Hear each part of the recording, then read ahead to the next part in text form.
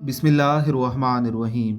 सैयदना अबू हुरैरा रज़ी अल्लाह ताला अन्हु इरशाद फरमाते हैं कि रसूलुल्लाह सल्लल्लाहु अलैहि वसल्लम ने सहाबा कराम रिज़वानुल्लाह अलैहिम अजमईन से दरियाफ्त किया, क्या तुम जानते हो कि मुफलिस कौन है?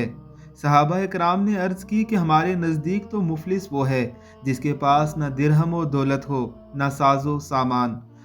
आप सल्लल्लाहु अलैहि वसल्लम ने फरमाया, मेरी उम्मत का असली मुफलिस शख्स वो है जो क़यामत के दिन नमाज, रोज़ा और ज़कात लेकर आएगा, मगर उसने दुनिया में किसी को गाली दी होगी, किसी पर बुहतान लगाया होगा, किसी का माल खाया होगा, किसी का खून बहाया होगा और किसी को मारा होगा।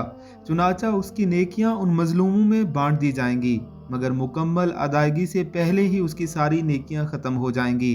चुनाचा उन मजलूमों के गुनाह उस पर डाल दिए जाएंगे और फिर इस शख्स को जहन्नुम में फेंक दिया जाएगा।